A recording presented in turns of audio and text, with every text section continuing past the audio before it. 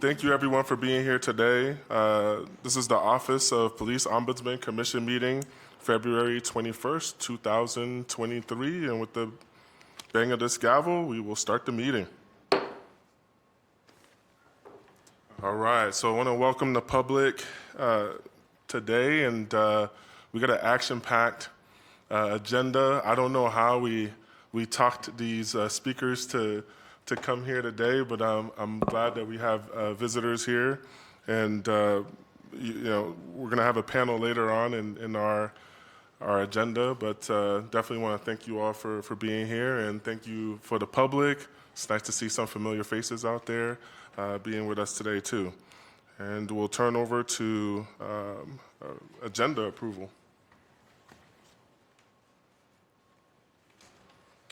I will make a motion to pass, the agenda, sorry, I was going on to the minutes. I second. We got a motion and a second, and all those in favor, aye? Aye. Aye, all right. And let's move to the approval of December meeting minutes. Okay, there is one correction. Okay. Let me find it really quick. On the back page, under executive session, we started at 7:37. I don't think we sat in there for an hour and 10 minutes. So it needs to, instead of 8:47, it should say 7:47. So that would be the correction Okay. to the minutes. I'm not sure if Christina heard me or not. You got it? Get it, she'll get Okay. it. Okay, so I will make a motion to pass the minutes from February 21st with that correction, please. I second it. All right, so there's a motion and a second. All those in favor? Aye. Aye. Okay. Awesome. All right. So moving on, we have the consent agenda from OPO monthly report. Is that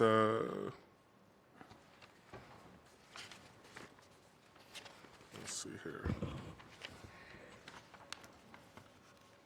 All right. Is there a motion for I that? don't know what that is. No, it's basically reports that are included that we won't be going over. If you have questions, you can Yeah. ask. So it should be in our packet. Yep. Yeah. Let's see. It's all included. I don't think we need to make a motion on that, do Nope. we? No. Okay, there we go. Well, I got motion happy. I move that we accept the consent agenda. We don't need to. Yeah, we don't need to do a motion for that one. It's just Okay. a consent agenda. All right. Okay. So, great. We are able to move to our police reform panel discussion. And before I have the attendees announce themselves, or introduce themselves, I should say, I do want to make sure that all of us collectively, we're in a space where we're all human beings. We all want the best for our community. And everybody that's up here in the panel trusted us to come here and spend their Tuesday night with us after long days. So I ask that we all just be very respectful of each other. We may have disagreements, and that's good. That's great for us. But let's just make sure that we're, just holding each other as human beings and having common decency for each other, okay? So with that being said, if we can go starting from President Beggs over, if you could introduce yourself. Sure. Brian Beggs, currently serve as the council president, and I often sit in your seat, so it's fun to be over here and have that perspective. And was one of the original champions for creating the Office of Police Ombudsman well over a decade ago, and have been in the conversation to make it more independent. And for it was about a year, I served as the lawyer for the OPOC, and that when Jenny joined during that time. So I've been watching and enjoying all the work that you all do in the office, and so really pleased to be here. I appreciate it. I'm Walter Kendricks. Forgive my voice. To the ear, nose, and throat guy on Wednesday or Thursday. We'll see about that. But I am the pastor of Morning Star. I better tell you a few of the things I do.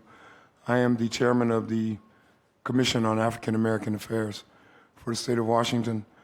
I'm also a member of the Criminal Justice Training Commission for the state of Washington. Vice chair of the board for the Maxey Center, and a variety of other stuff that I do. So I feel like a lightweight among these distinguished gentlemen. But thank you for inviting me. It's good to be here. Yeah, good to have you. Thank you. I'm John Knowles. I'm the sheriff of Spokane County, lifelong resident of Spokane, and been in law enforcement and working for the sheriff's office for 25 years now, and as an executive for the last 8. Thanks for being here. Good evening. Thank you for having us all here. Craig Mount, Chief of Police for the Spokane Police Department. I've been the chief for about 6.5 years. Been with the Spokane Police Department for about 29 years. Thank you.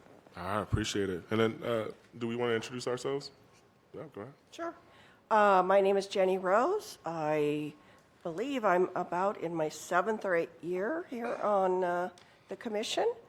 And it's work that I enjoy doing. I am currently retired, even though I'm not really retired, but I was a public school teacher for Spokane Public Schools for about 26 years. And I enjoy this committee very much and the work that we do. So thank you. And I'm James Wilburn. I've been a commissioner here for about 7 or 8 years as well, and worked with Spokane Public Schools for 7.5 years, and was adjunct professor at Whitworth. I serve on the board of Spokane International Academy presently, and I'm looking forward to moving soon. Oh. Well, my name is Luke Jasmine, and I'm the newbie of the group. So then they said, hey, you should be chair. We actually forced them. No, it's been a great experience. I've been on for, I think we're closing on 2 years now on the OPO, and my day job is the Eastern Washington rep for the governor's office, and before that, I was just a serial entrepreneur. So glad to be here. With these questions, if we could move into our topics and questions. We have 7 questions for you, and the way that we'll do it is the question will be directed at one particular person first, but then there'll be space for follow-up remarks. And I know some of you on this panel, known as talkers. So if we could keep the answers brief but concise, that would be appreciated. So Chief, we're going to start with you. And this is around policing. If an incident like Trey Nichols' incident occurred in Spokane, what measures are in place to ensure transparency and accountability? Yeah, thank you. So going back to the incident that happened in Memphis, one of the things that Memphis PD experienced, and I'm going to be mindful of you asking us to keep it somewhat short, there's a lot of layers to that. One of the things Memphis PD had to do, I shouldn't say had to do, but they did, that a lot of agencies are considering, is they lowered their hiring standards. They removed some of their education requirements. They've removed some of their physical training requirements necessary to pass the physical agility test. They also allowed certain types of criminal behavior that had occurred before. They allowed those individuals to apply for law enforcement. So all of that to say, they changed their standards. They're like a lot of agencies, they're desperate for law enforcement officers. You just don't have the quantity that are applying. So one of the things that we are committed to here is making sure that we maintain the same standards. It can come at a cost. It used to be, if you go back 2 years ago, we hired about 1 out of every 10 applicants that actually passed the written test. Right now, we're hiring about 1 out of every 20. So anything always starts with what type of candidates are you hiring for the police department. Then it also comes down to what kind of reviews do you have in place. So when you're looking at, for example, for the Spokane Police Department uses of force, every use of force will go through what we call a chain of command review. That's all the way from sergeant up to at least the assistant chief, major assistant chief level.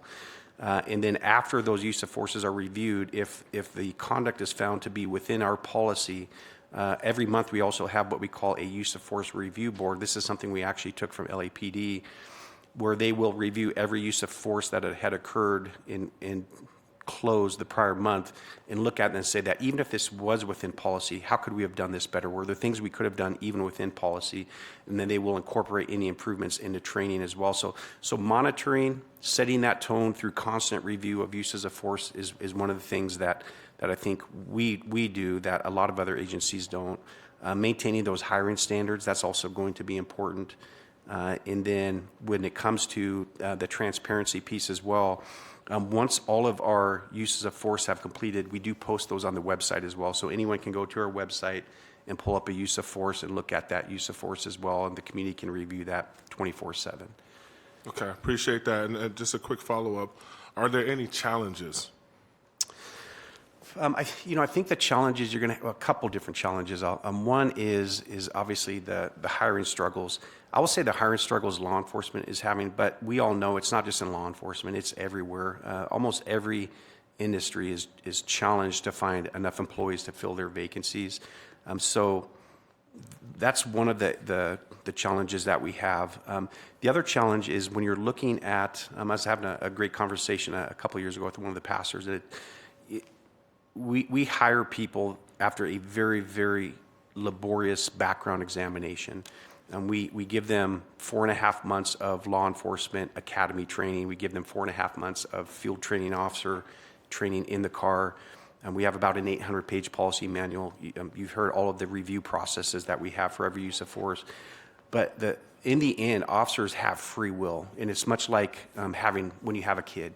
You can be the best parent in the world. You can raise your child in the best, most loving, nurturing environment where you have boundaries as well. But in the end, they still have free will to make their own choices. And they are free to disregard the counsel and the advice and any of the discipline that the parent has given them and make their own choice. So when you're looking at the challenges, one of the challenges is maybe not as much of a challenge, but a reality is officers are still allowed to go against their policy. They're allowed to go against training. By allow, I don't mean we encourage it, but they can make that free choice. And we've seen across the nation what happens when you have a very small few number of officers that go contrary to the law or contrary to the policy. We can see the impact it has on the entire profession as well.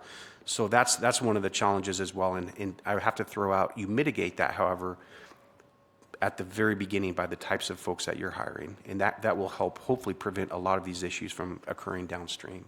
Thank you for that. And Sheriff Knowles, I have the same question for you. If an incident like Trey Nichols' incident occurred in Spokane, what measures are in place to ensure transparency and accountability? So I think the chief articulated really pretty well about how incidents are reviewed internally. And we have the same procedures as they go, as those are reviewed and go through.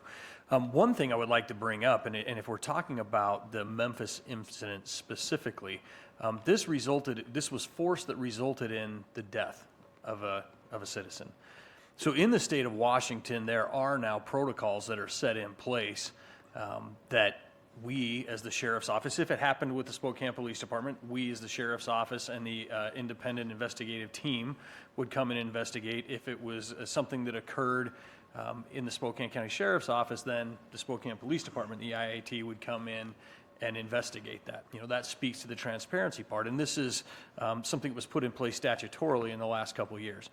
Now, I will tell you that it is not a perfect system, and it's going to take a lot of work for the Office of Independent Investigation at the state level to actually come out and take over these investigations and do a good job. They're working on it. It's certainly not a perfect system. There are some challenges with transparency. I know the chief would tell you, and I don't mean to speak for you, chief, but one of the concerns I have is that I am not allowed to have any information about the incident that occurred. If it's an incident that happened in my jurisdiction. My personal belief is that as the elected sheriff, it's my duty to inform the citizens about what happened and to give them the best information I can. And because some of the rules at the CJTC right now that are in place, I am given little to know information about the incident, and I have to rely on someone else to provide that transparency to the public. It can happen. I don't think it's the best system. I think there's some work there to be done. And I do understand the reason behind the Office of Independent Investigations. And, we will support however we can to make sure that that body has the skills and the knowledge necessary to conduct complete, thorough, independent investigations. It's going to take time. I think everybody involved with that knows it's going to be a very laborious process to get that team up and running. So that's something in that particular type of incident that we'd have to grapple with. Speaking kind of the next level of what the chief was talking about, I think as time goes on and people take a deeper dive into what happened in Memphis, they're going to find out that there was poor supervision involved at every level. As the chief said, our officers, they do have the ability as humans to make their own decisions and go against policy, violate the law. And we have to hold them accountable for it. But I guarantee you, as we research, and I hope somebody's doing the research into all the previous activities of these officers in Memphis, this was not the first time they did something like this. And they've been allowed to let it happen. And that goes to, we have to look at the culture of the Memphis Police Department altogether. We have to look at the supervisors, the sergeants, the lieutenants, the commanders. Did they know? Should they have known? Why didn't they know what was going on? Right? Our citizens, I guarantee you that if this was a problem and a pattern, the citizens there in Memphis knew these officers had that reputation. I guarantee you they will have known it. And that's, as a law enforcement leader, as the sheriff, I have to ensure that the culture of my agency, and I know Chief Meidel does the exact same thing in his agency, we have to ensure that the culture of our agency is such that our supervisors, our leaders will not tolerate that we keep a close eye on them, and it's not accepted behavior. All right, thank you, Sheriff Knowles. And we'll finish this question with you, President Beggs. What are the solutions? Well, some of the solutions that we've talked about, I'll first go off Sheriff Knowles. I didn't mention it before, but I'm on the state board for the Office of Independent Investigations, and so in the know of what's going on. They've found some space for the office in Spokane, and so the idea is when the call comes out that there is an officer involved, fatal shooting, independent investigator will go with lots of experience. And we've grappled with some of the issues Sheriff Knowles was talking about of how do we keep the public informed, and there is a whole way to do that. Right now it's frustrating. I think we all agree. We get the reports, emails every few weeks, and it says there's nothing new to report. And so that's not going to be the way. And one of the nice things that I like about the approach of the Office of Independent Investigations is they want the law enforcement executive to know what's going on, and they want the family to know what's going on at the same time. So they're going to treat that in real time the same way. So that's something that's helpful. Going to some of the things Chief Meidel spoke about, I totally agree that the standards are everything. And one of the proposals that I've made going forward is that we work with civil service to figure out the new ideal profile for a new law enforcement officer. The job has changed so much. We demand so much of law enforcement now, and now more than ever we demand that they be able to de-escalate conflict, deal with people struggling with an active mental health or cognitive behavioral issue, and we need to set the parameters and the qualifications based on that.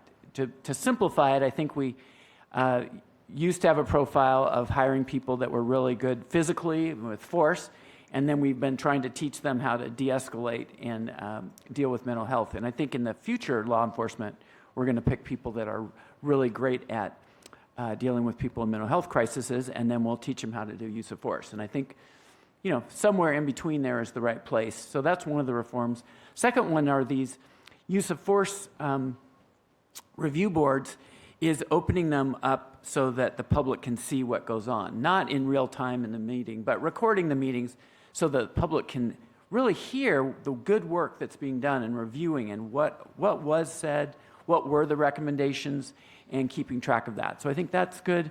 The third thing, just to tie it back to Memphis, That was a specialty unit, and I don't know if you've all read some of the newspaper articles, but major cities with specialty units have struggled with exactly these kinds of things. You look at Rampart in LA, but most of the big cities have had it.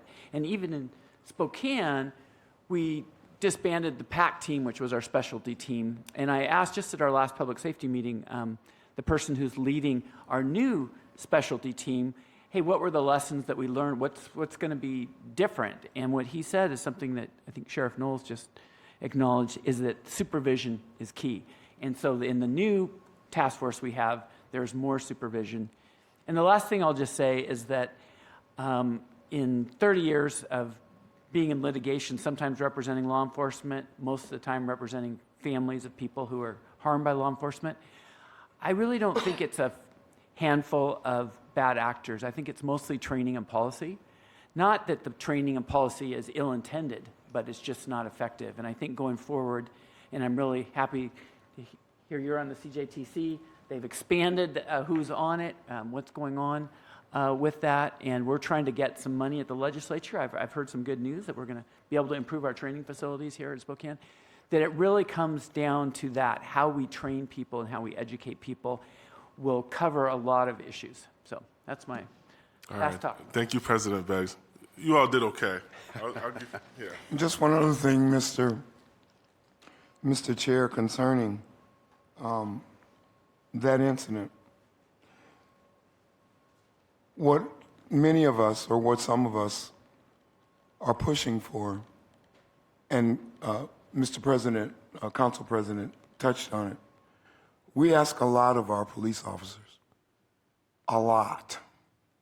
And so in asking them to do their job under very stressful situations, we need to take a look at just the whole culture in totality. And we have to ask ourselves as citizens, what exactly are we asking them to do? What do we want them to do? Because they shouldn't, and at least my opinion, we shouldn't be asking them to respond and to like mental health crisis situations and things of that nature. They are there, and I believe, and perhaps I live in a fantasy world. On some police cars it says to serve and to protect. That's what it says.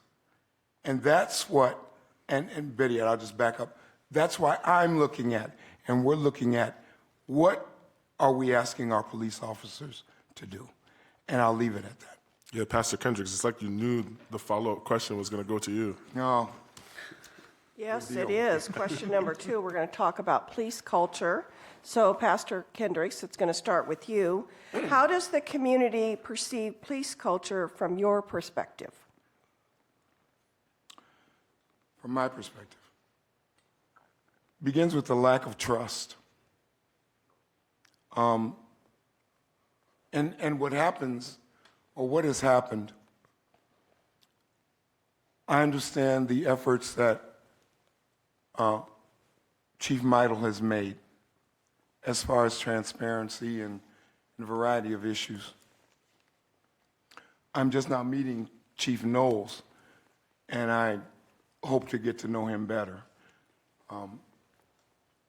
But his predecessor, I'll bring that up.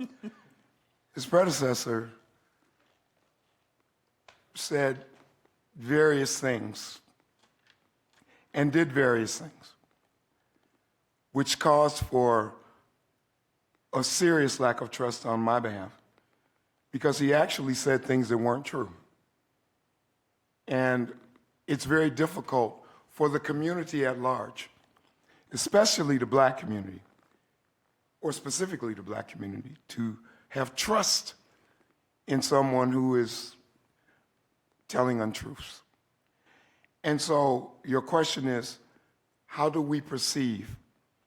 I don't speak for the whole community. We're not a monolith. But it's very difficult to trust on my behalf. It's difficult to trust when I see things.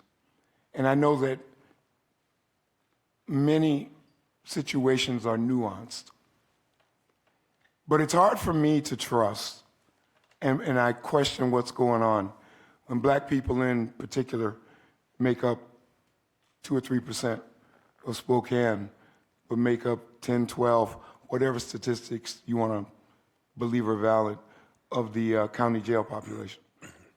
I know just there's something wrong, and we can get into that and the why twos and how comes the therefores. Now, do we want to trust? Of course. But can we trust? That's where we struggle. Hopefully I answered your question. So kind of the follow-up to that, and maybe you touched on it a little bit at the end, do you have any recommendations for improvements? I mean, trust is a big, big issue. It is. You have to be able to trust, you have to talk. And that's one of the reasons why I came down here. I came down to have conversations to see if there is common ground, which would be the basis so we can move forward. A lot of people don't know, I talk with Chief Meidel all the time. I will say there was an incident that occurred, and I must have been on his call list because he called me, and I said, what can we do? What can I do? Let me know. So we're working towards that. I commend him for that. Do I agree with everything he does? No, of course not. And hopefully I can establish that relationship with Chief Knowles or Sheriff Knowles. So communication, that's the key. We have to talk, which I'm sure the question will come up, what happened to our police reform, so forth, efforts, and we have to talk. Whether I like what you're saying or not, I'm willing to talk. So, did I answer your question, ma'am? Yeah, you did great. Thank you. Thank you, ma'am. Thank you. So we'll follow up with Sheriff Knowles. Kind of the same thing. How does your community, how do you think the community is perceiving police culture in the Spokane Valley area? Well, and for the unincorporated in Spokane County, I mean, I think Mr. Kendrick spoke very wisely where he said we're not a monolith. I mean, I can probably walk out into any community and pick random communities, and I'm going to get different responses, you know, depending on what they think is good policing and what isn't good policing. I think we enjoy a large portion of the public that supports the sheriff's office and what they do. Can we do better than we currently do? Yes, we can. We can absolutely do better. We do need to build more trust with every single one of our constituents, even the ones who say, hey, we support the police, we love having them around, we love everything they're doing. We can always build better relationships, more open communication to build that trust. Trust is the key. It's the key in leadership. It's the key in community-oriented policing. That's one of the focuses for me going forward with the sheriff's office is actually driving the culture of the sheriff's office back to having intimate contact with the constituents we serve. Sorry, not when they're calling us an emergency service, but when they're just out in everyday patrol, when the citizens are just out in the park with their kids, when they're out at Grange meetings, when they're out at their community centers and things like that.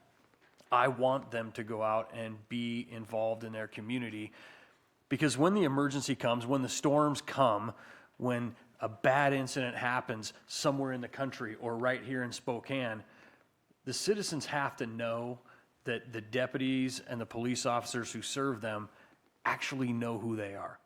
And I don't mean just, okay, you're a citizen in this neighborhood, but they know the circumstances that you live under. They know the stresses that you suffer. They know the situation day to day that you're in and can help deliver law enforcement services to you in a way that takes all that into account. I'll give a quick example, and I know this is not brief, Luke, like you asked, I apologize. But I was at a training meeting for the FBI National Academy 2 years ago.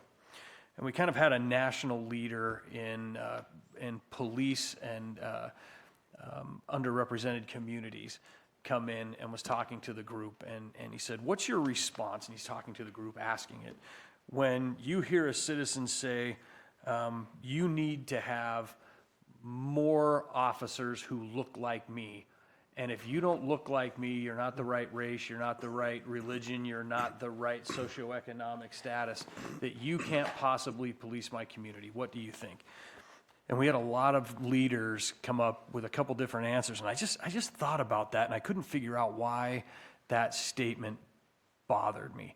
And as I thought about it, I kind of went on a limb, and I articulated it like this to the group. And these are police chiefs and assistant police chiefs throughout the state of Washington.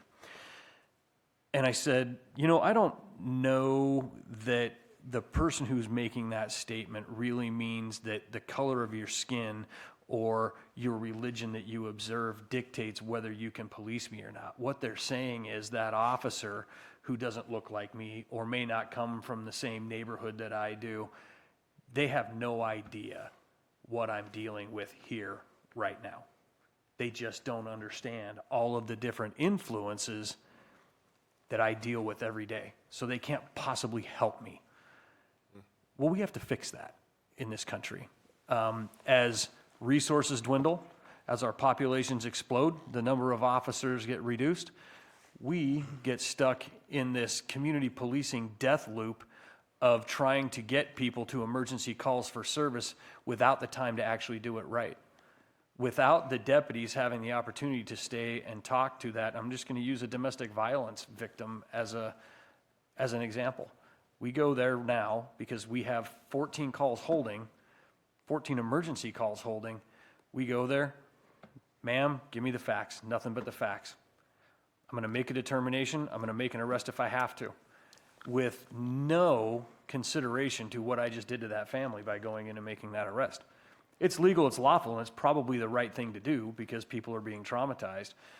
But there's no consideration for, did I just remove the primary breadwinner of the family, potentially for months or years? Did I take the only person who is a licensed driver out of that house? How are the kids going to get to school tomorrow? How are they going to get groceries? How's that all going to happen? And right now, by and large, our deputies and police officers, because they are so strapped for resources and time, they're not asking those questions. I would love to get to the point where I have people who have the ability to take the time to answer those questions, reach out and contact a social worker right then and there that says, okay, I know that I'm disrupting what's going on in your house, and this is probably the worst night that you've dealt with. But I'm also cognizant, because I know you and I care about you, that I'm going to help you solve the problems going forward the best I can. That's what somebody says when they say that officer, because he's not like me, can't police me. It's because we haven't taken the time to get to know people. We've gotten here honestly, but that's how we fix it, is giving our officers, our deputies, the time to get to know the people that they're serving. And that's our way out of a lot of this. And it builds trust, just like Mr. Kendrick said, because they know that we care. Maybe that's altruistic, but that's how it should be. Okay, thank you very much. I think you answered the second part about recommendations. So I will move on to Chief Meidel with the same question.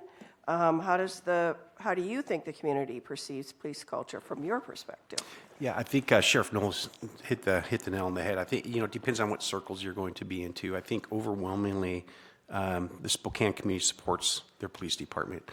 And I've said that for years. When you're looking at a lot of these other agencies that are suffering with huge vacancy rates, Seattle, Portland, a lot of these other agencies on the west side, right now for a department that's authorized 356 commissioned officers, we have 15 vacancies. And that's 15 more vacancies than I want. But it's still nothing compared to what a lot of other agencies have. And one of the things we hear from folks who either want to lateral here or come from other cities, they're not police officers yet, is they appreciate the community support. That's one group. The other group is this group that doesn't have that trust. There's a lot of mistrust, a lot of hurt, a lot of anger.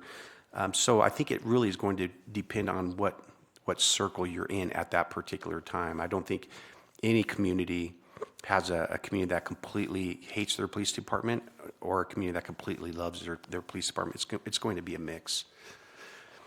Do you see any recommendations or any ideas on how to improve that? Yeah, and Pastor Kendrick somewhat alluded to the fact of, trust is slowly gained and quickly lost.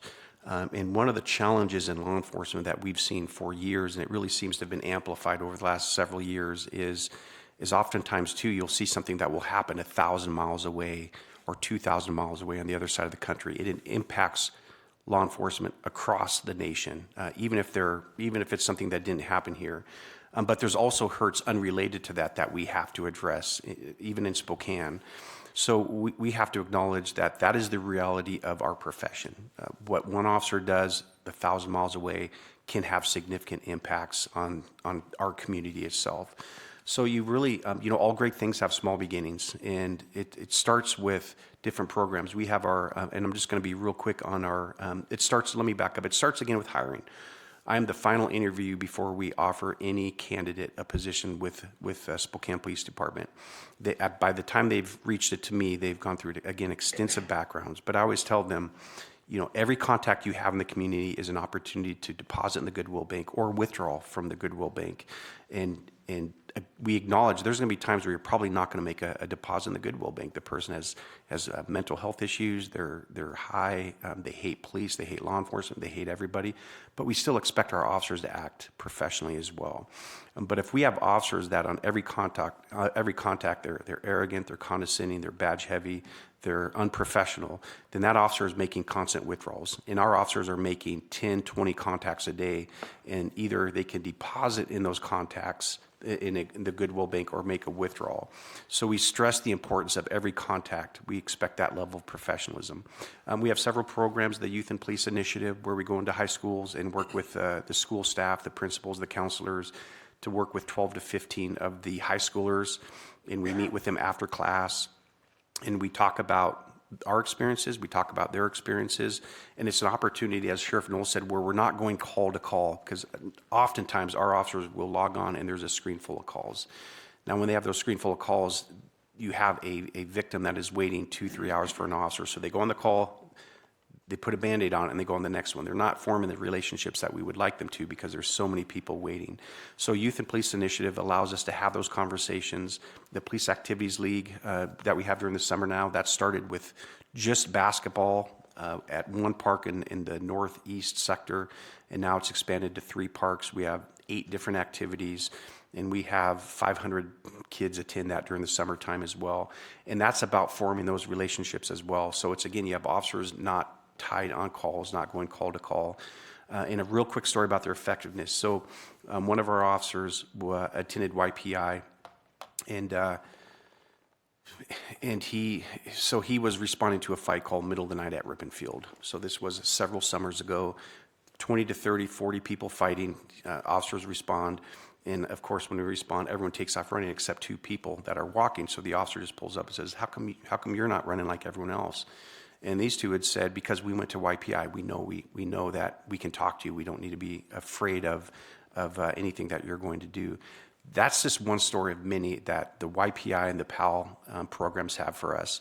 It also is amplified through the one-on-one conversations with community leaders. I mean, I've met with Chair Jasmine before. I've met with Pastor Kendricks, Frida Gandy.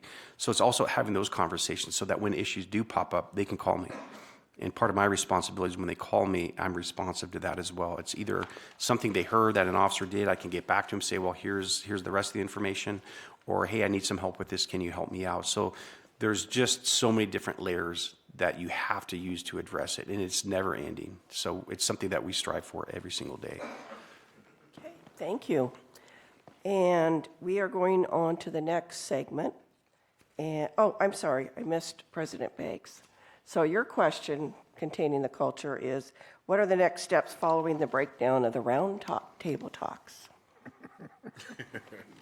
Yeah. Get the easy one. Oh, by the way, our guests did know the questions, so these are not a surprise to them. Oh, why'd you tell them?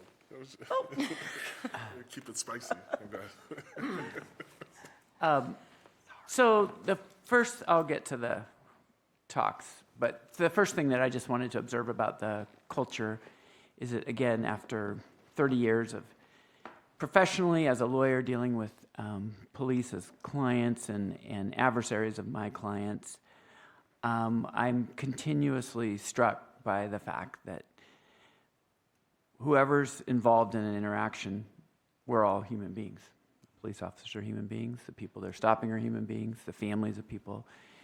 And I think the challenge is we sometimes forget that. And I'm offended when I hear police officers say, all right, let's go get the bad guys. To sort of put a whole class of people as a little bit dehumanized and that they're the enemy.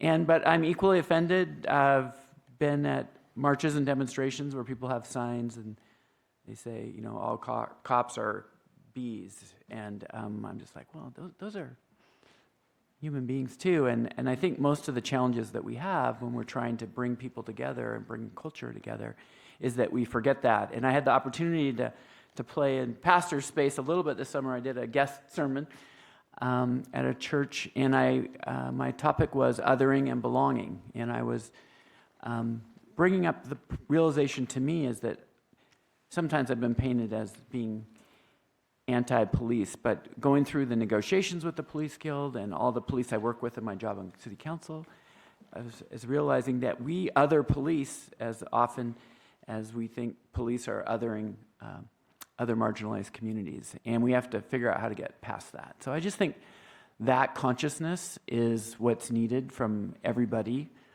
And the best part about the community conversation for me was, especially on the very first session where we spent a lot of hours, and people just told their stories. Everyone told their story. And it was powerful to me just to participate and also to watch others participating. In terms of what the community conversations work was, in addition to trying to have actual communication and conversation and mutual understanding, we went through a list of about 24 potential police reforms, and we discussed them and noodled around on them. And then at some point, we actually did a color dot exercise where we kind of put if we thought it was a good idea, it was a green. If it questions yellow, we didn't like it, it was red. Most of them were green. There weren't too many reds, even though we had a really good mix, I thought, of community and law enforcement people there. So I did send out to the community a couple weeks ago the results of that. We were under this agreement not to share it outside the conversation until the conversation was over, and the conversation, that particular phase, is over. So those are out there. And I've now, we just hired a new policy advisor in City Council who's a former attorney. It's kind of on his desk with me, and we're also looking potentially to hire a facilitator to convene the Municipal Law and Justice Council, since the Spokane Regional Law and Justice Council excluded us. Before your time, Sheriff. It wasn't your doing, but the city is not part of that. So we're going to create that with some community members and people in the profession and kind of work those reforms that we still need to be there. Most of them were already pre-agreed to, really, from the police chief and the mayor's office. And then many of them the legislature has addressed. And then several of them, like I say, the people in that conversation thought were good, so we'll do that. There's a little basket of about 5 at the very end where there was not a lot of agreement on that. And that's going to be the challenge, figuring out. I appreciate Pastor Kendrick says, what are we asking our police to do? We hire our police, we pay them hopefully a living wage and equip them and train them. What do we want them to do? How do we want them to police us? And there are differences of opinions on some of the more challenging things. The use of police dogs is out there. There's some work around qualified immunity, how to protect officers from personal financial situation and yet not shield a city or a county from having consequences for having bad training and policies. So there's a few out there that still are spicy and that we're working on. But I'm expecting in the next few months that we'll pass some budgets, pass some resolutions, and pass some ordinances that will accomplish most of what that agenda for reform was. Okay, thank you very much. Going on to 3, this will be for Sheriff Knowles. What changes, since you're kind of brand new, what changes can the community expect with the sheriff's office? So, it's funny, we've heard a couple references to my predecessor, and I was actually having a conversation the other day with somebody, and I said it'll be refreshing, hopefully going forward in 4 years, to campaign answering for my own sins, not for somebody else's. So I can't wait for that opportunity. I will say, now today I think is just shy of 60 days as the sheriff. One of the things that and you have heard me talk about it already today, and I have already talked to the personnel inside the sheriff's offices, we are going to be more community focused than we were before. And it's not that we weren't before, but we are going to be more so now. Anybody who's been in a leadership position and you have to turn an organization in a certain direction, there are certain things you can put in place. And one of the things that I have already asked for my leadership team to come back to me with is specific measurable performance measures relating to community-oriented policing activities. And I've had to talk to them and say, that's going to look different for every single team, every single platoon. But what I will not accept are just kind of overt, my term is pencil-whipped standards and activities to just check a box. I don't want our people to say they're doing community-oriented policing by going and contacting the business, buying a hot dog, and walking out of the store. That's not community-oriented policing. Community-oriented policing is getting to know the person who is working the counter at that supermarket, talking to them about what they're afraid of, what they're concerned of, who might be causing trouble in their neighborhood, who might be their customers that are good customers, who might be able to be people we can call on to support, or who we might contact in that neighborhood who can help us see what's going on and better address crime in those communities. It's about showing up to, local. I mean, I would love for our deputies to be a regular presence at a school board meeting, not because there's any particular security threat, but because they should just expect that our police officers are there because they care about what's going on in their community. That they show up to Grange Hall meetings not for any special reason, that they're just there because they're a part of the community. So those are the kinds of things that I have asked my leadership team to say, you are going to hold our people accountable for doing those functions. Given the call loads that we have, given the other activities that we have to do, set a standard, hold our people accountable to it. And that's how you, month by month, year by year, start turning an agency to the right direction. And as we get better at it, we will increase it, and we will keep adjusting those targets. And hopefully at some point I get the ability to dedicate some of our deputies to be neighborhood resource deputies. I have been for years and years and years very jealous of the Spokane Police Department's Neighborhood Resource Officer program. What a fantastic thing. If you're able to deliver it with staffing and manpower and it's done right, what an effective tool for our community. And I have, during a campaign, last year, I went out and talked to a lot of the city's neighborhood councils.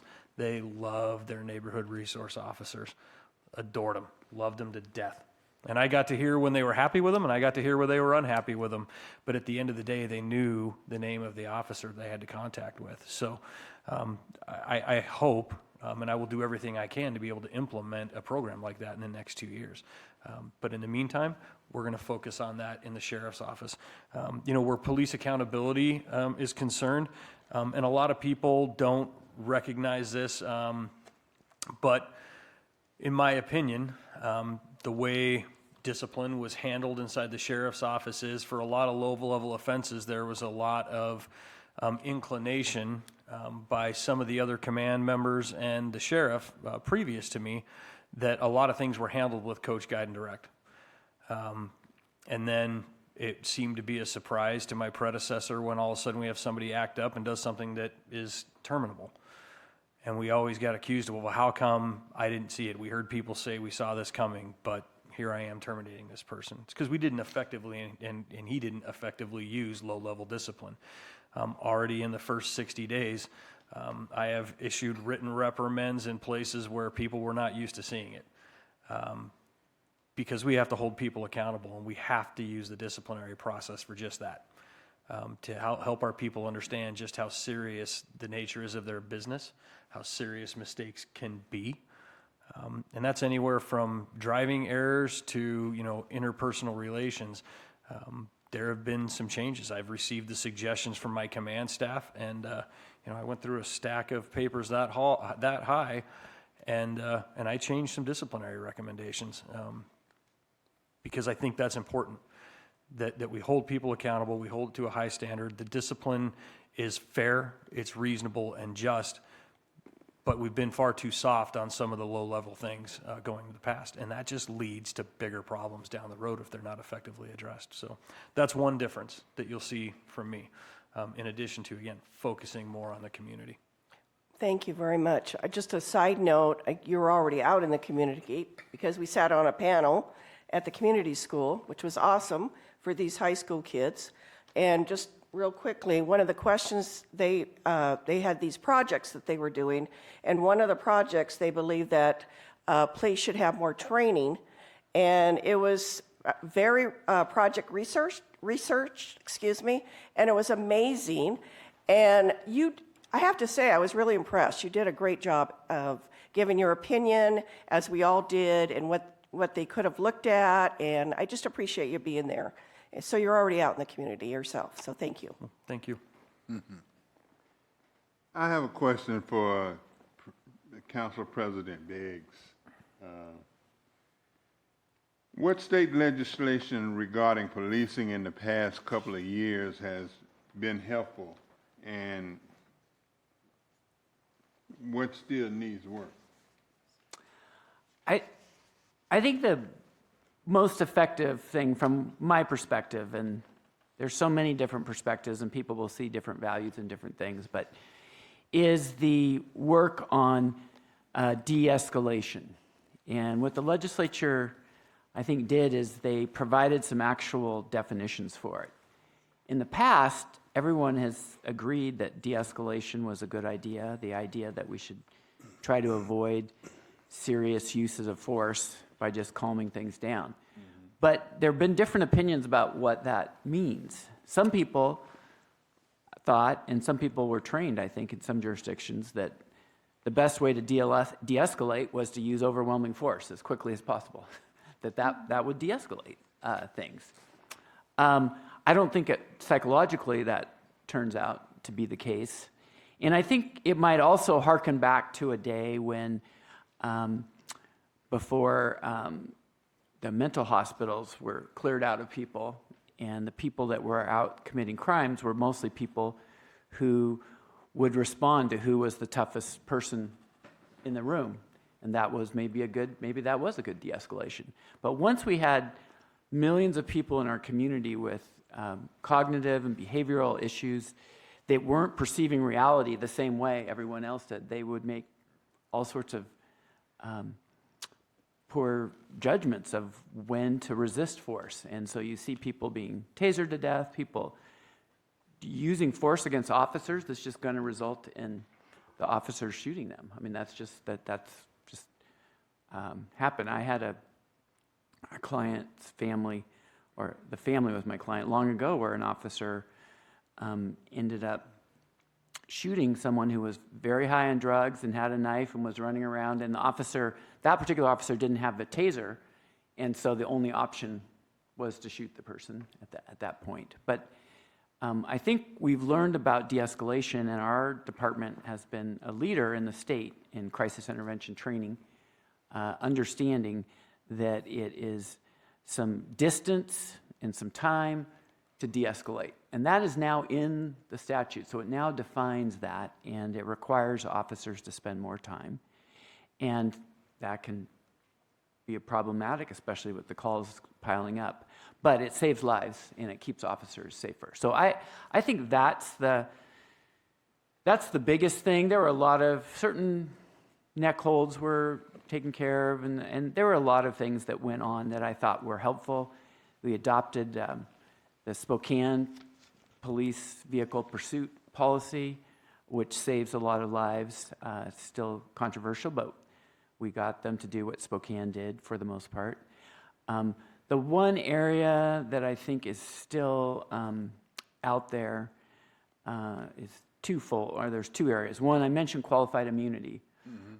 So there's been a bill the last few years that would say that if an officer is simply following their training and policies, they would have personal immunity for any illegal conduct that they did, if a court decided it was illegal.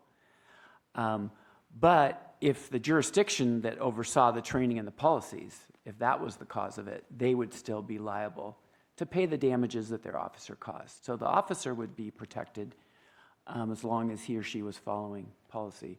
But whoever was in charge of the policy, if it's an unconstitutional policy, they're liable. Because otherwise what happens is when their property is damaged or they're injured or killed through an unconstitutional action, if there's qualified immunity, that family has to bear the burden of it.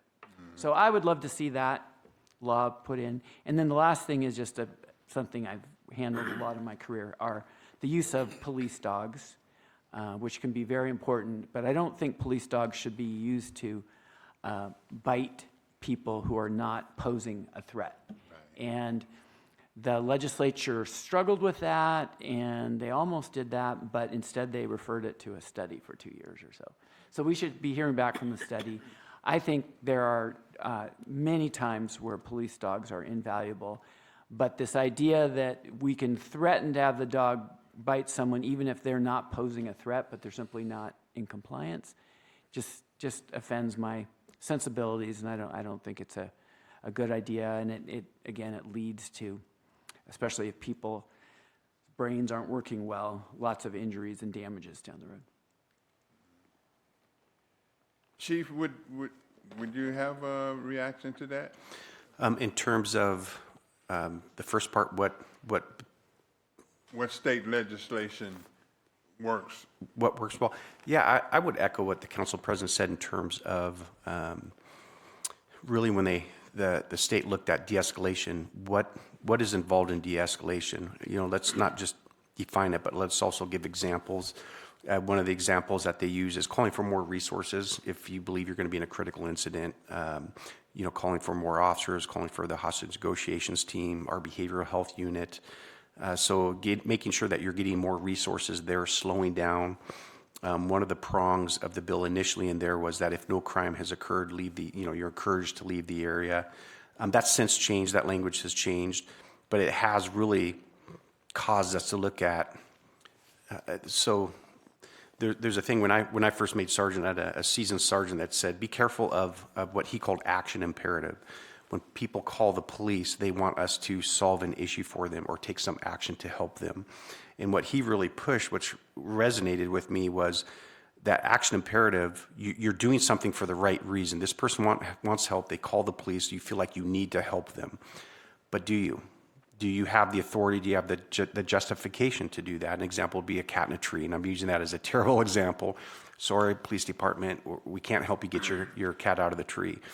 But making sure that, are we there for a legitimate reason? So with the reforms that were passed several years ago, it did cause us to look at some of these calls that we were going on and rethink, do we need to be here? Do we need to stay here? So there are some calls where we will respond and we will determine there's no crime in progress. We don't need to stay here. Whereas before, I think you had that from a good place, that culture of our officers want to help people.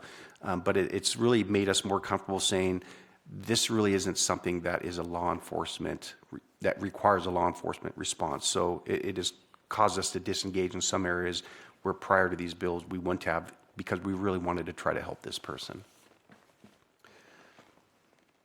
Sheriff, can I get a response from you? So I agree with both of those sentiments. I mean, I think CIT training is really, really good.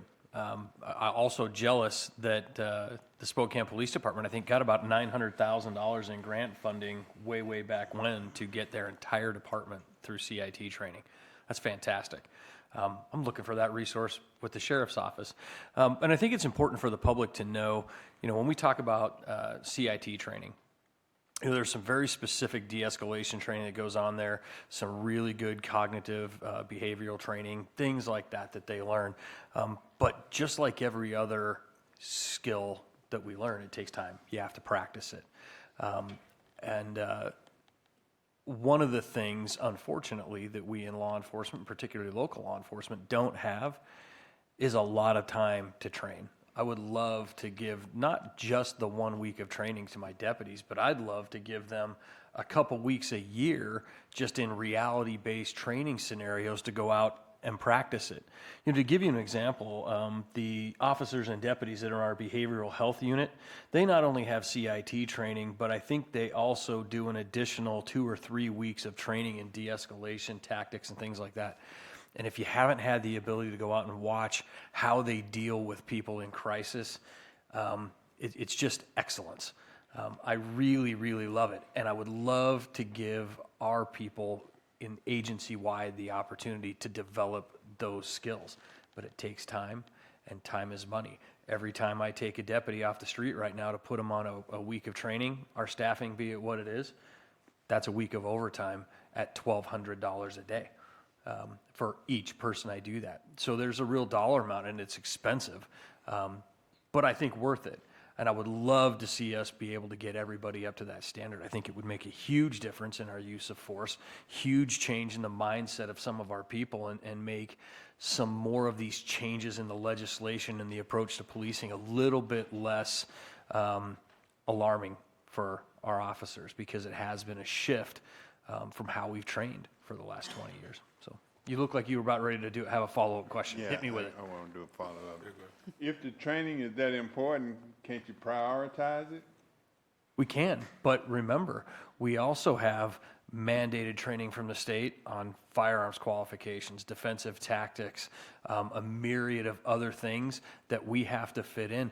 I mean, the only required training from the state level is about 24 hours a year. Our deputies are getting at least 40, sometimes 60 hours a year without this. And that is taking our people off the street for that amount of time to do it.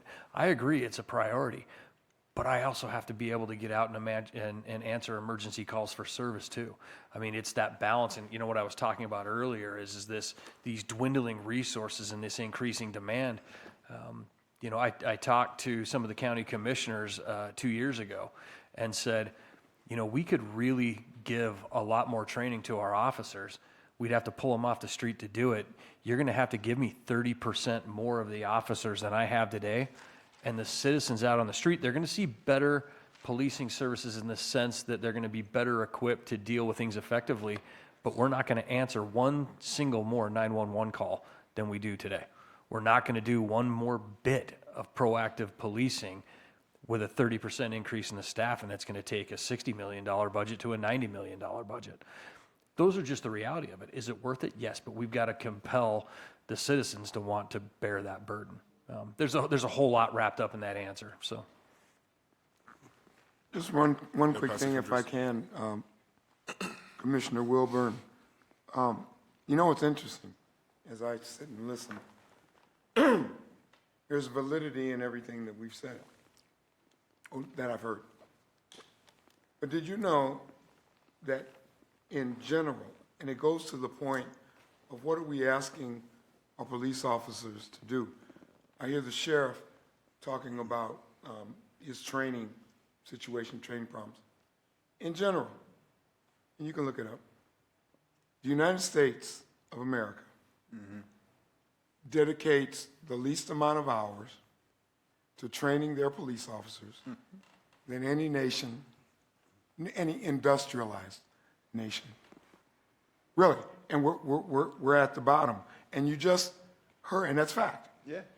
And we expect, we license them, and we give them guns and badges. Yeah. And we expect them to do all of these things. I love what Chief Midle said. They're going to have all the training in the world. But once they get out there on that street they make decisions. And we catch them as, we use the interview process to weed out as many as we can that shouldn't be in the job. But yet, I just heard the sheriff, very valid. If I take them off the street for training, that's one less person that's here. So it goes back to my point. What are we asking our officers to do? And that's what we need to look at. Remember, a lot of the reforms, and I'm shifting gears, and then I'm done.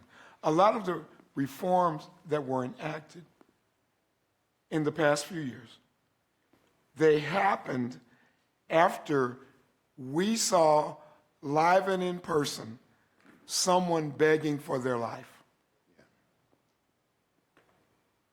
calling their mother. And that was the motivation for a lot of the reforms to come into being. And so that's where SCAR, my pulpit at Morning Star, on the Criminal Justice Training Commission, all of those things, I'm posing the question. They're human beings. Yeah. On both sides. And what are we asking them to do? And we need to start looking at that, not just and responding all up in arms when 5 police officers beat a guy to death. Why? Why? What? I'm agreeing with both the chief and the sheriff. What broke down? What happened? What policies, what supervision was in place to allow that to happen? So, I'm done. Thank you. Thank you for. Okay, thank you for that. We are skipping question 5. Sorry, Chief Minor. We're going to go right to question 6, which is police oversight. We're going to start with Pastor Kendricks. Yes. Does police oversight in Spokane meet your expectations? If not, what would you change? No, it doesn't.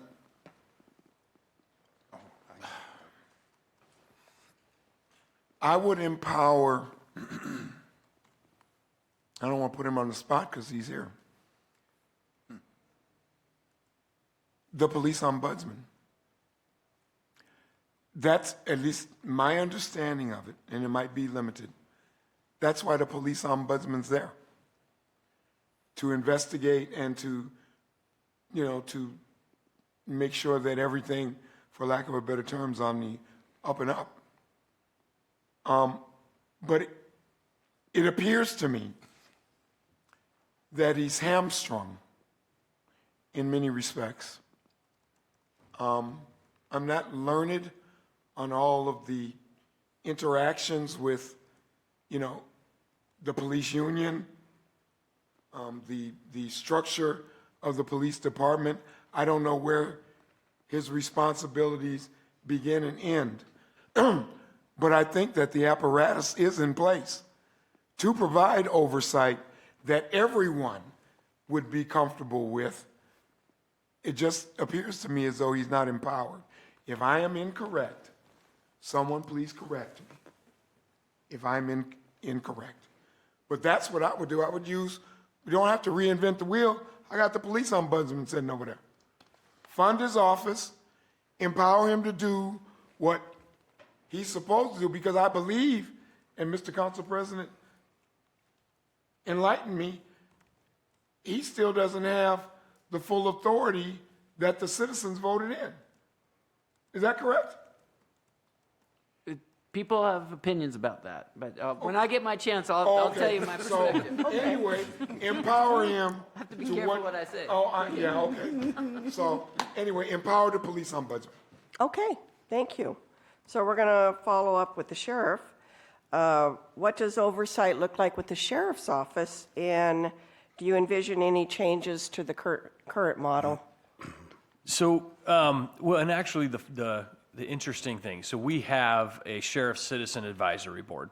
independent from the sheriff's office, and there are some good things about that. There are some challenges right now that are coming about because of that, where there used to be this thought that the sheriff appointed people to the sheriff's advisory board, and the sheriff does not, never has, as far as I'm aware. And certainly as I've been involved with what we call the CAB, the Citizen Advisory Board, we have never appointed anybody to it. We've never authorized it. They have members apply.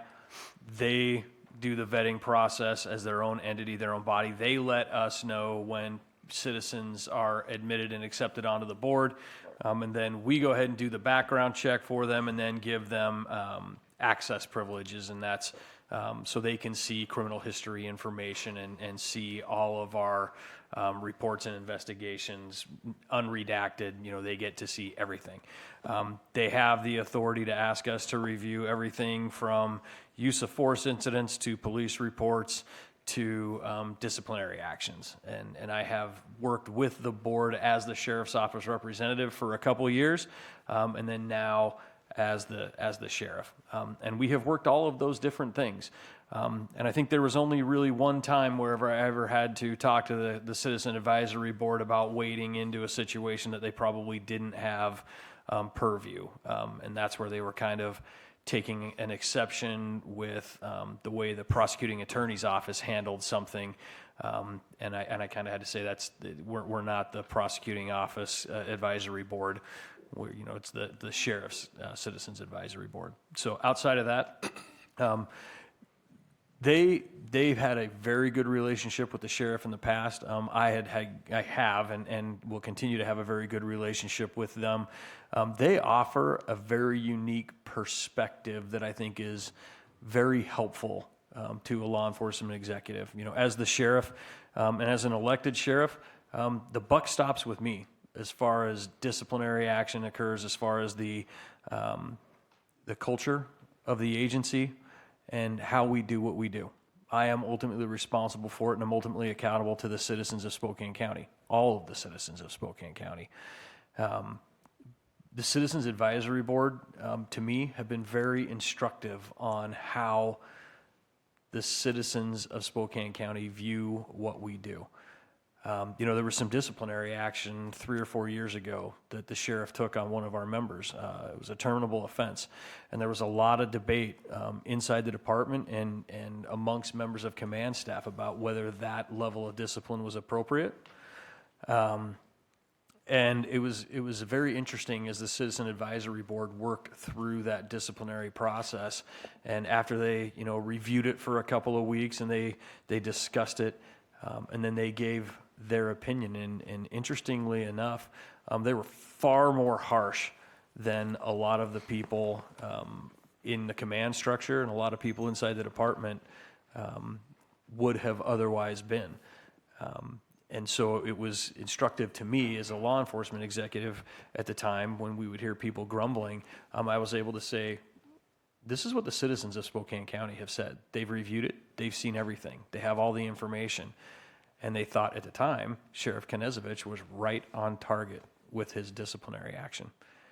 I said, you have to understand, the citizens view this differently than we do. And I think much to Sheriff Knezovich's credit, he understood a lot of that. And I think it's important that any law enforcement executive who has an ombudsman or who has a citizen advisory board really listens to that community, because that's where the values are derived from. And again, so it's been very instructive to me. We get a lot of good feedback from them. 99% of the time, we have been completely in line with what the Citizens Advisory Board wants and expects. And we have new leadership on the Citizen Advisory Board now. So we're going to get to see how that relationship reforms and re-solidifies. We're trying to figure out how to get funding to them as an independent body. How do we get funding to them so they can go to training for NACOL, the National Association of Citizen Advisory Boards, right? We're trying to figure out how do we fund that. Being independent from the sheriff's office, how do we make that happen in a way that's meaningful? So when I talk about some of the challenges that we face, that's the kind of stuff we're going to figure out, but we look forward to it. And we value their input. It's a great group of citizens who volunteer their time. I think it's 20-something members right now. So it's fantastic. Okay, well, thank you. We will move on to President Beggs. And specific to the most recent OPO independent investigation report, did it provide the transparency and accountability the OPO is charged with providing under the city charter? Your thoughts? Yeah, so I'll start with trying to answer Pastor Kendrick's question because it relates to this. Yep. So my opinion is that our current powers of the Office of Police Oversight barely meet the threshold of the city charter that the citizens voted in quite overwhelmingly. I think it barely does, but it could go a lot farther and be more effective. The thing that I will say that people get a little confused about this, I think, sometimes, is there's different models for civilian oversight. One model is you have a group of community members, and they basically review the file and the investigation, and they decide the consequence. That's a model. Spokane used that decades ago, and it was found to be illegal under state labor law.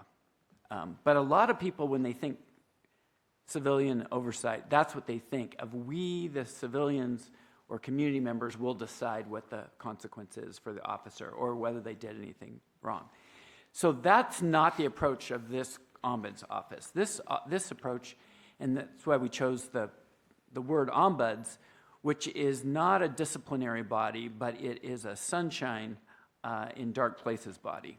And so that the theory is that, yeah, the chief or the sheriff, they have ultimate discipline. There's union rules, there's contracts, there's state laws, but the ombudsman has nothing to do with what discipline should be given or how it's given or anything like that. But the theory is that if they can investigate and shine a light, then change will happen, because politics will happen.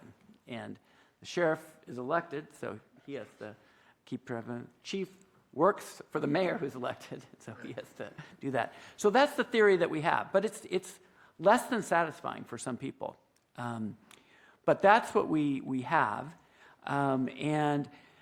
We have, in recent years, under the latest guild contract, we have increased the ability of the Ombuds Office to shine a light. And also credit to the chief and the ombuds. They have improved their relationship. Evidence and information is flowing better than it has in years, as best I can tell. I'll leave it to them to give us that. But that gets me to your question about this latest investigation, and this, I think it worked really well from my standpoint, but there are some qualifications. So the complaint was that one of the existence of a video that had something to do with a council member was leaked to the media. That was the allegation. So the full investigation, tons of resources, hours and hours of interviews and document review. And it turned out that that wasn't really necessarily what happened, but it did reveal a lot of information about police leadership's communications with members of the public and different things that were going on that I found to be eye-opening and very helpful. But the frustrating thing is going to be for most people is when you read it under the current rules, you can't, even though the ombuds can't do discipline in the current contract we have, they can't reveal names of people. And so you don't really understand who the players are necessarily unless you have some inside knowledge, then you could kind of figure it out. But it makes it frustrating because you cannot, you get a sense of what's going on, and if it's troubling, you understand that, but we don't have that. We don't have, this isn't the Ombuds Office, but I've still wanted to have, we used to publish internal affairs investigations online, and we're not doing that currently. Councilmember Cathcart and I are working on an ordinance that tries to work on that, balances the needs and desires of confidentiality of complainants. And like that, I've also been trying to get online the the ability, once we do a public records request, fulfill an investigation and police records that are out there, that anyone could access it just online. You wouldn't have to do your own separate one. So I think there is more to that. When I've spoken with the Ombuds office, they have really wanted to be able to speak their truth more publicly, and I think that would be good. Since the Police Guild isn't up here, I'll give their side of that to the best of my understanding, is they have fear that just speaking their perspective, even though it's not the official city perspective or doesn't result in discipline or anything like that, because none of that speaking happens until after discipline is completely over. The fear is that their members will be ridiculed unfairly, or that some other proceeding down the road, if they're complained, that they will get more discipline than they will. So they have, legitimate concerns about their financial well-being and their reputation. Probably because I'm not a member of the Guild, I would draw the line differently than it is now. So there's some work that still needs to be done. But the best news, I would say, for the last year, and you might remember that as part of the Council's effort to help collective bargaining, we have these annual meetings now with the OPO, and the police can participate too in the community about oversight, what needs to happen in the next contract. And as part of that process, the city administrator announced the mayor's decision to include the Ombuds office in the negotiations to a degree. I don't think they're right at the table necessarily, but they're there. So that's an improvement, and I think that under our existing structure of bargaining in this state, which is deep in our law and our tradition for lots of good reasons, that continued bargaining is going to get us to where we need to be. Okay, thank you. So, Chief Meidel, I know you weren't on this question, but I don't want to leave you out. So what is your thoughts on police oversight as it is right now in Spokane? Yeah, so I think when you go back to when we first started the whole ombuds concept, it was something we needed in this community. And every community is different. Some communities, maybe they don't feel like they need it. This community definitely, overwhelmingly, by vote, showed they want to have civilian oversight. I think the way I think the way it was written was not as clear as some had expected, and I think there was a lot of room for some interpretation in there, depending on how people read that. So I think that for Spokane, it is something this community clearly voiced. We want this, and so I'm supportive of community oversight 100%. I'll add a caveat to that. I think when you look at right now what the authority is of the OPO office in the city of Spokane, next to Seattle, which is under consent decree, and the rules are different when you're an agency under a consent decree, Spokane Police Department has the strongest civilian oversight in the state, right? There's no other city in this state that has stronger civilian oversight, more civilian oversight, other than Seattle, which is under a consent decree. And if you were to look across the nation, you would find that very few other agencies have the level of oversight that we already have. There's always going to be a few, but in general, Spokane Police Department has significantly more oversight than the overwhelming other agencies throughout the nation. And that's okay, again, because I'm going to go back to what I originally said, which is we need that. I think that when you're looking at the authority of the OPO office now, they have to certify investigations as complete, thorough, and unbiased. They participate in interviews. They're allowed to ask any questions they would like. If they don't feel like all the information is included in the investigation that should be included, or all the people were not interviewed that should be interviewed, they have the ability to say, I will not certify this, or we will not certify this unless you complete these questions. We need answers to these questions, or you need to go out and interview those folks. And so they can compel, obviously, IA to go out and do a more thorough interview with folks that maybe IA feels like, for some reason, we don't feel like these people are going to shed any light on it. Then when it comes to the closing reports, they can obviously do the closing reports. They can, if we have a disagreement of whether an investigation should even occur or not, the OPO Commission has the authority to say, you know what, we think you should do this investigation. So he has the authority to do those investigations as well if we decline to do it for one reason or another. So when you're looking at the next evolution, what is the next step? What will strengthen the civilian oversight? It seems to me, and I may be missing something, but it seems to me the next evolution, if the OPO can already ask questions that they want asked, compel questions to be asked if they feel like it's not thorough, compel other witnesses to be interviewed if they're not interviewed, otherwise decline certifying. The next evolution to me seems to be they basically can come out with a finding. Was this within policy or not policy? I will tell you, and I think the sheriff will probably attest to this as well, discipline is probably one of the most, if not the most challenging thing of any law enforcement leader. Absolutely very, very challenging. Discipline can change a culture for the better, or it can change the culture for the worse. If you are too lenient on the discipline, then you are encouraging that behavior. I have a sticky note on my monitor that says what is tolerated is encouraged. So if you're tolerating these smaller things, you're encouraging officers to continue engaging in that. So that's why you address the small things, because we aren't encouraging that. And when you go to Rampart, like Council President Begg said, I actually got that quote, what is tolerated is encouraged, from, I believe it was Lieutenant LAPD. And he said there was little things that when they went back and looked at how did we get here, there was a number of little things that added up to how they got to Rampart and the huge debacle and embarrassment that was. So for me, that's why it's addressed those little things.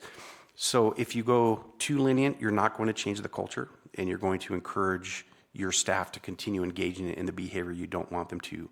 Conversely, if you are too heavy-handed, if you're trying to send a message at the expense of this employee, or because it wasn't something that was popular in the community, even though what the officer did was perhaps within policy, you will absolutely crush morale.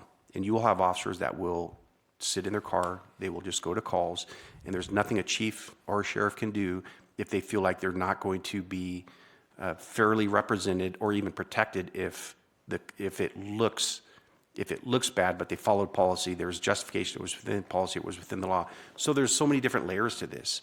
And so if we go to that next evolution, I think of going to having the OPO be able to provide a finding, then the next evolution after that is obviously going to be, well, then what are the sanctions? Because if they come out with a finding, but they're not happy with the sanctions, that's going to be the next evolution. So at some point, the discipline is so crucial to an agency. It is absolutely crucial, and I know it is a thing that keeps me and the sheriff up at night.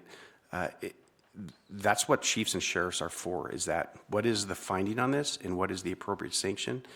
If we take that away, then I will say at some point your chief law enforcement executive becomes a figurehead, because they're just basically following the policies that the OPO is recommending or requiring to be implemented. They're instituting the discipline that comes from a sanction as well. So I think there does have to be the balance. And I think when you're looking again across the nation, and certainly within the state of Washington, we have a very robust civilian oversight, which I support and I agree with 100%.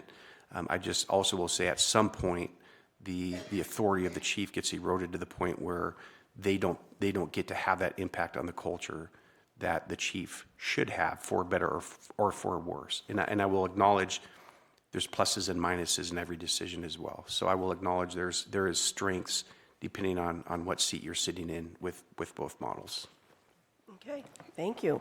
All right, so we're 6 minutes after right now, and typically we would close this, but we have a special person here, special member here that this will be his last meeting. So if you all will help entertain us, we'll give Mr. Wilburn one question. He gets to ask whatever. Are we good? Yeah. And then we're gonna end. Well, I'm going to combine it. I had two. So once upon a time, an officer who transfers from another department to this department or any department could not have a background check. So his record doesn't come with him. And so you have to guess what you're getting.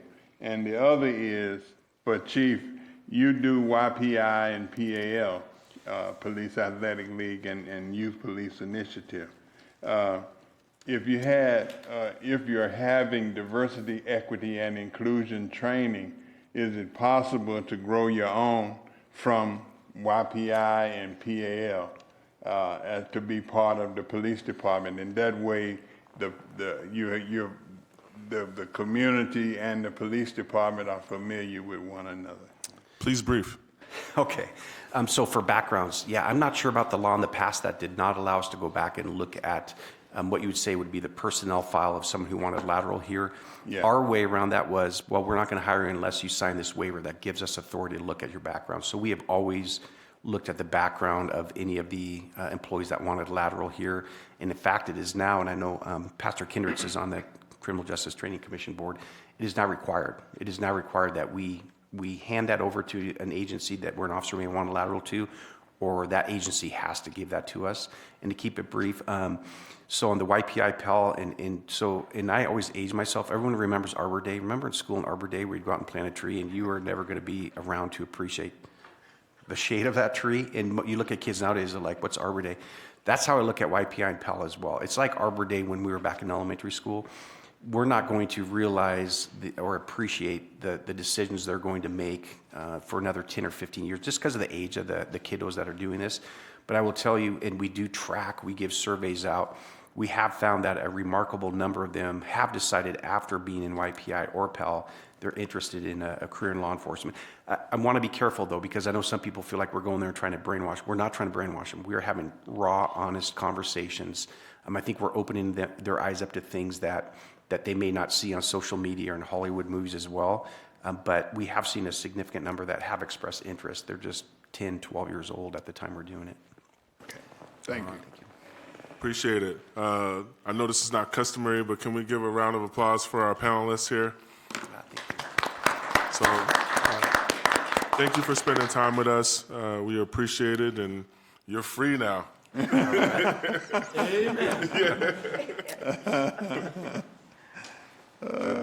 as they exit, we're gonna move into commissioner business. Okay. And the first thing we have is the OPO retreat. OPO retreat is March 7th. And I think we'll have to follow up on that because you're gonna be, I'll be gone. you'll be gone, and then you're not gonna be able. I will be watching the Zags win in Las Vegas that day. Yeah, let's hope they So bring it. that's where I'm going to be. Okay, so I'll follow up with Christina on that. And then our second is thank you to Commissioner Wilburn. And, you know, I've been in Spokane for about 15 to 16 years. Okay. And it was definitely a culture shock coming from Boston to Spokane. And one of the first people I remember meeting was Mr. Wilburn. At school. Yep, I was substituting, just going to different schools to substitute, and I remember going to LCU at LC at the time. Yes. And you should have saw the school just buzzing, there was just an air of positivity, and I saw so many kids of color that were there, and I was like, is this Spokane? But you could tell that they felt very comfortable, and they came and talked to you, and you were there and consistent with them, and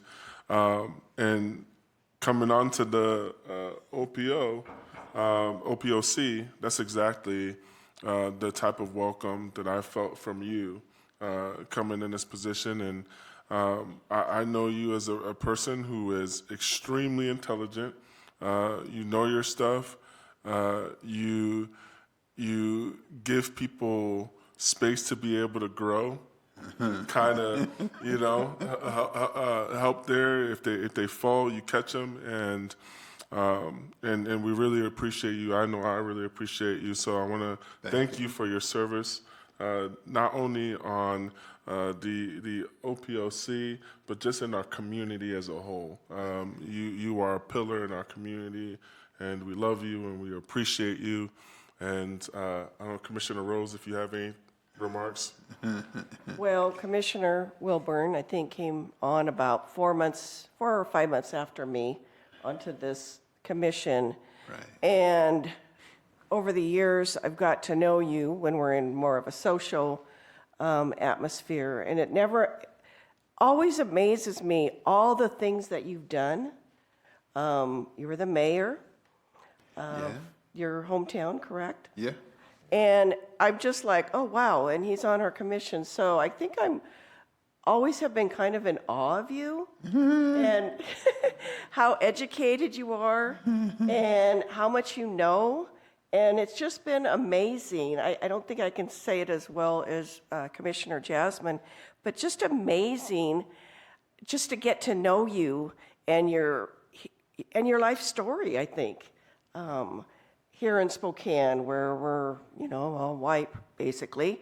And then to share things with you, like when we went to Nicole. Oh, yeah. And things like that, more relaxed atmosphere and just learning about you. And I just want to say thank you so much for taking this on and being here, and you will truly be missed. But I totally get it. I do. You have to go where your heart is, but you will be missed. And I hope you think, back on us and think about us once in a while when your life gets busy I again. will. Okay. I will. Thank you. Certainly. Thank you. All right. Mr. Logue, you have anything to say?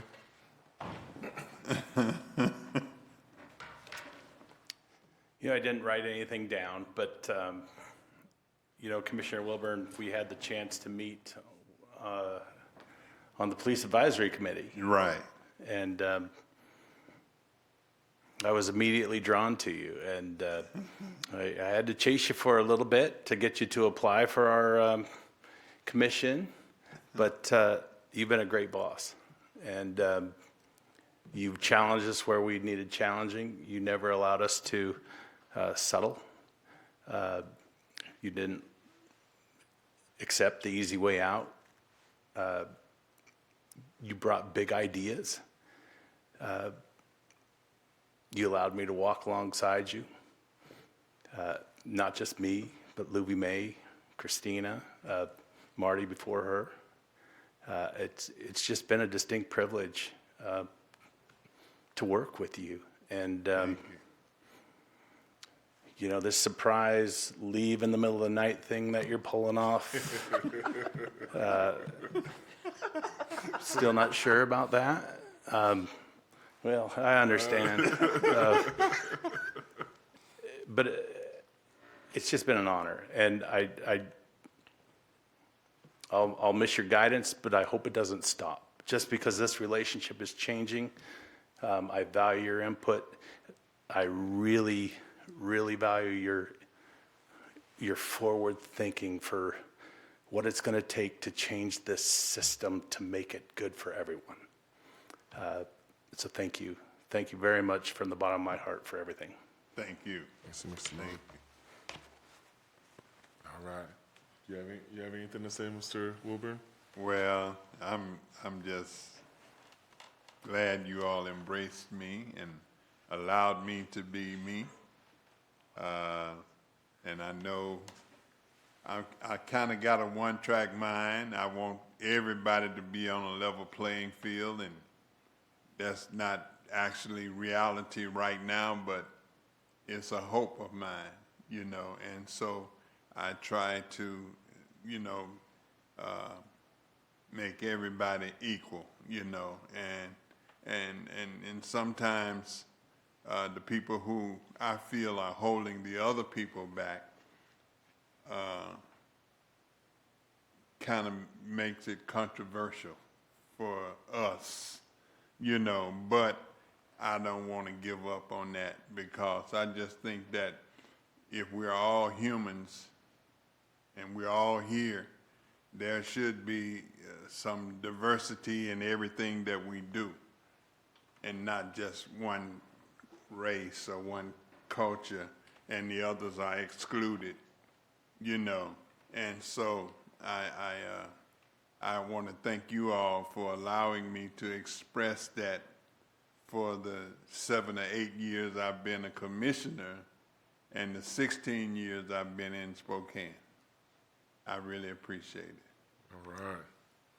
Well, with that, we because you were just elected vice chair. Yes. So, so we need to look at vice chair elections, which I don't, are we able to do that? Sure, yeah. They're not here. I nominate Commissioner Rose as the vice president. I'll second that. I will accept it, so. All right, all those in favor? Aye. Aye.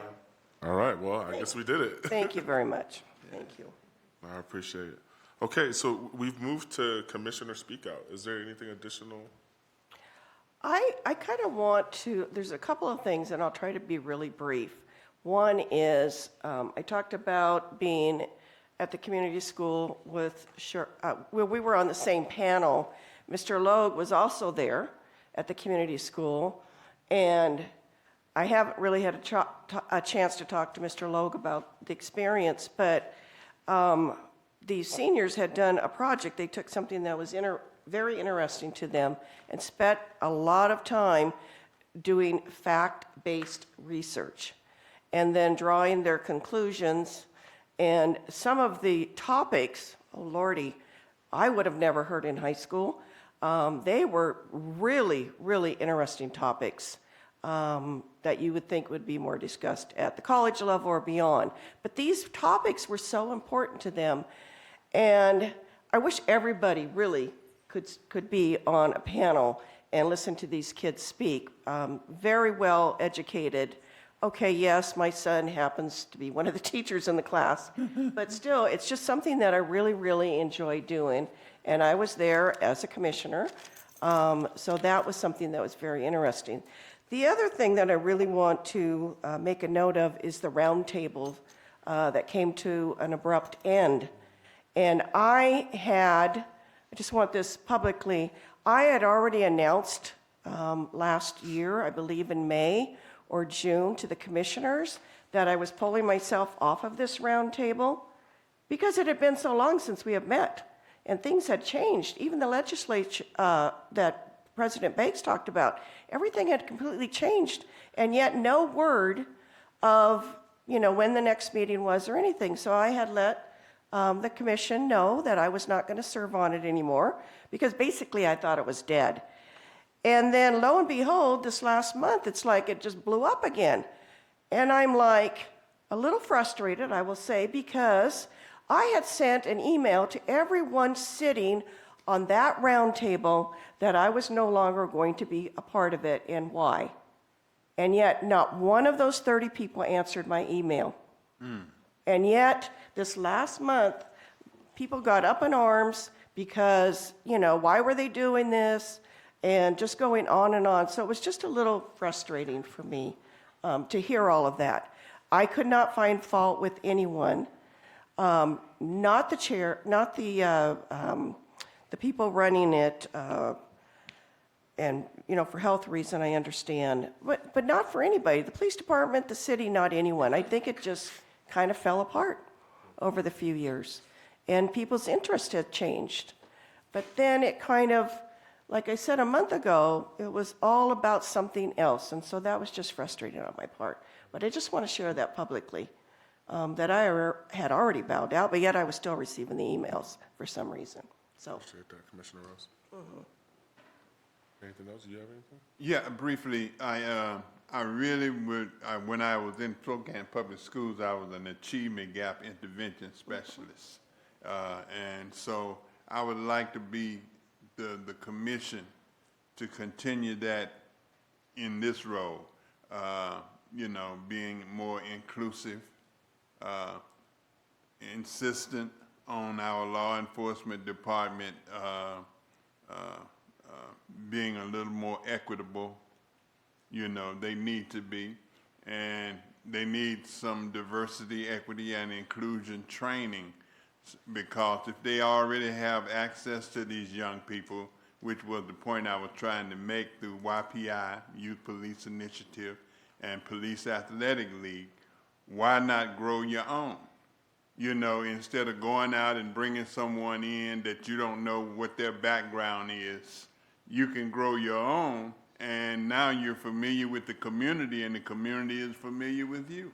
So I would like to see that happen, and where we're going, I intend to continue to do those things, you know. Okay, thank you.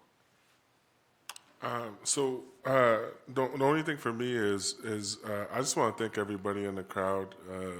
2 hours is brutal on a Tuesday, and you've all been here.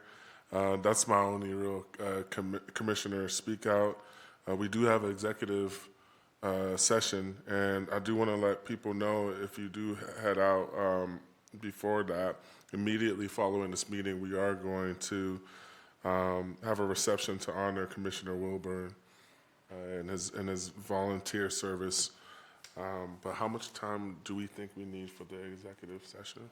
It won't take long, but we got At the most, 10 minutes. 10 minutes? 10 minutes. Okay. So you would need to announce that we'll be back at like 7:34. So we'll adjourn and then come back at 7:34. Yeah. All right. So we're gonna go into executive session starting at 7:25, and then we'll be back at 7:34. Okay. All right. Good.